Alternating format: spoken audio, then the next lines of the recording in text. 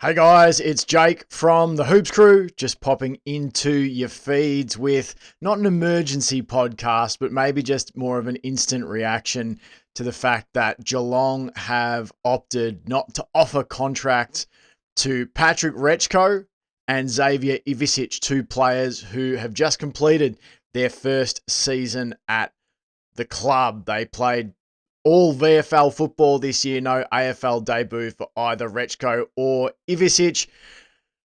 31 games between them. Retschko played 18, Ivisic 13. We'll get into my thoughts on them this year. I've watched every game they've played in their first year at the club down at the VFL level. But first, just wanted to say a massive thank you to both of them. You don't get to grand finals on the back of only the 23 players that end up there on the day. It does take the whole list providing contributions, whether that's how they train or how they push in the VFL and push other guys for spots. So massive thank you to the contributions of both Retschko and Ivisic in their time as Cats, and best of luck to them in their future footy and life endeavours.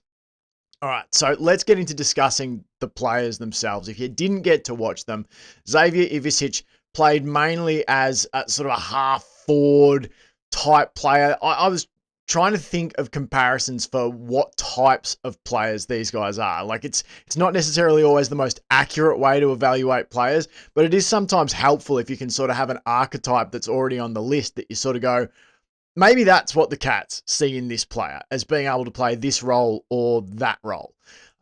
So I look at Xavier Ivisic, and he was sort of in that mold to me of like your Sean Manor, like your Brian Myers, those sort of slightly undersized half forward types that can also play around stoppages when required in their area of the field. They're going to be able to win a few clearances. You're looking for them to average maybe 15 to 20 touches a game and get involved on the scoreboard. Now, Xavier Ivisic probably had a slow start to the season. He didn't actually debut for the Cats until round 5. On debut, he had 10 touches, 5 tackles, a couple of marks. Didn't really pop off the screen. But he sort of worked his way into it. Against Williamstown in round 10, he had 15 touches, 6 tackles, 3 marks. That's where he sort of started to come into his own. First 6 games of the season, didn't clear 20 disposals once, and he only kicked 1 goal. His final 7 games of the season, he cleared 20 disposals on 3 occasions. He kicked 5 goals in his last 7 games. And look, I thought you saw in his last 7 games something like the player that Geelong obviously thought he could be. Now, with the awareness, of course, that he still had room and a need to grow and develop. First year player, there's always room to get bigger, a little bit bigger, a little bit stronger, a little bit cleaner, make your decisions a little bit better, all of those things. But his last game against the Swans, 21 touches, 6 tackles and a goal. He really did put something nice on paper as sort of that finishing mark to his season. So why has he ended up without a contract at the Cats for 2026? Well, I think part of this, and the main part, and we'll get into it with Patrick Retschko as well, is simply opportunity. What opportunity was he going to have with the players that were ahead of him at a similar position? And I've already mentioned 2 that were ahead of him at the same sort of position, Sean Manor and Brian Myers.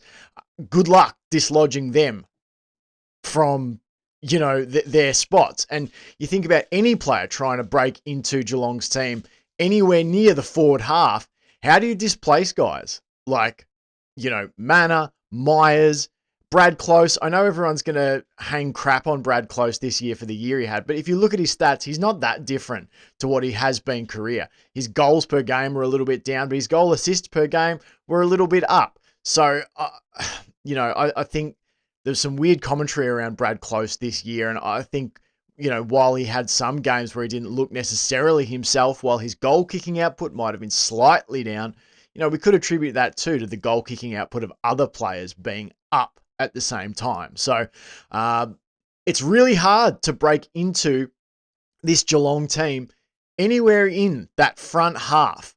You think about a player like Ted Closey, who struggled to get game time this year in the AFL. And I think in a different team, Ted Closey probably would have already broken in somewhere as like a pressure forward.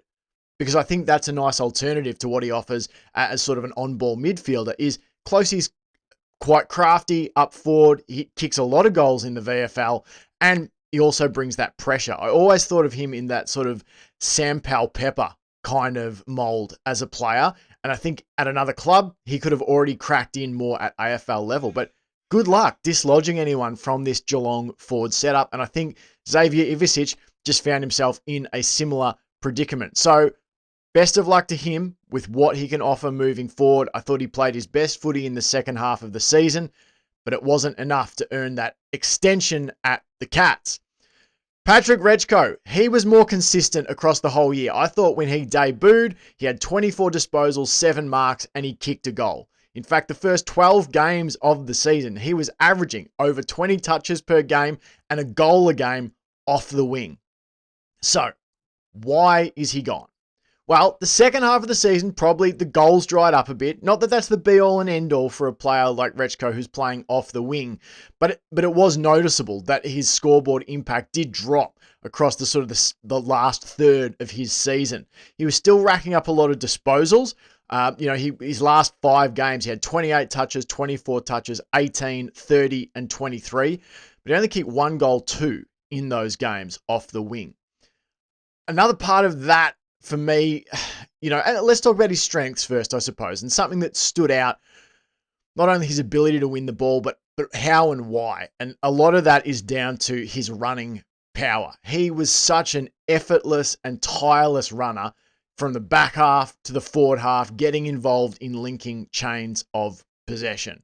I thought the first half of the season, he ran, or maybe not the first half, but the first third of his season, his first 6 games, I thought it was noticeable that he probably ran forward of the ball harder than back, but I thought he fixed that up over the course of the season and he ran hard both ways. As an example, Retschko had the sort of running where he could be in the back 50 with a mark, he could kick it out to, say, a ruckman or a forward on the wing who'd led up the ground, and then Retschko could be that guy who was the next link in the chain, getting the ball down at half forward and preparing to deliver it inside 50. In the space of, 14 seconds, he could have 2 disposals, one in the back half, one in the front half. So his running and his endurance was really, really impressive. I thought he was a really good contested mark as well. He's a solid bodied player. And the goal kicking in those first 12 games was really, really impressive. As we said, 12 goals in 12 games to go with 20 plus disposals per game. He was looking good. I also liked at times where they threw him on ball. I thought he had a bit of a knack for winning clearances when they did put him in there, when things maybe, if George Stevens was taken off or Ted Closey was off the field and they needed something different and to insert Retschko in the contest. I thought he actually did fairly well as a clearance winner. But it was sort of more an additional little, tool to his game rather than something that was his primary skill. Primarily, he was a wing player, hard running in space.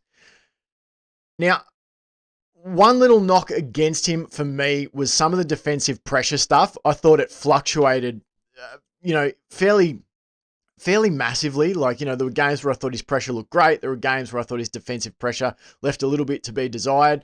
A through line is probably technique with the tackling. Now, I am not going to sit here and say I'm some super expert on footy tackling, but just observationally, a lot of tackles broken, a lot of tackles slipped. And so there were times where I thought he was putting himself in position to have 4 or 5 tackle days, but maybe just wasn't locking that player up. So I thought that was something that could be improved upon.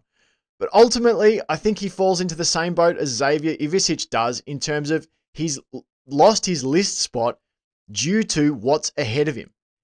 Think about the players that play on the wing for Geelong primarily.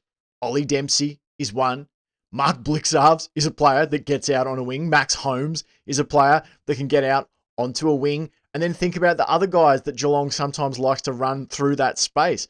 They've had Lawson Humphreys do it at times this year. They've had Jack Martin. They've had Ollie Henry run through those spaces. Brad Close gets out on a wing sometimes. There's just so many players, I suppose, that are hard running in Geelong's team, that can hit the scoreboard in Geelong's team, that it was really hard to see Patrick Retschko getting into this team unless they had a spate of injuries at a particular, I won't even say position, but sort of body and attribute type. I think that's what Geelong probably think about a little bit more, is less, is he a winger? Do we need a winger? It's like, okay, what are his physical attributes? What's his skill set? Unfortunately, there's probably a lot of players in that Geelong lineup that have his skill set. So it's an opportunity thing. I think largely that he's missed out because of, plus a few little things within his game, like Xavier Ivisic, that he would have to improve upon to force his way into this team. And the reality is there are only so many spots on the list. Geelong wants to churn the list a little bit each year and look for those hidden gems like your Sean Manners.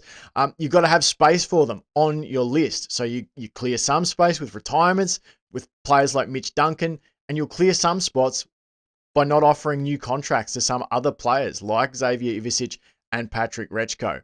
I think both of them are promising players. They hopefully will land somewhere else. I wonder if, Patrick Retschko might land on his Tigers, the team that he grew up supporting. I hope both of them get plenty of opportunity, but this is the business, I suppose, that, there's only so many spots to go around.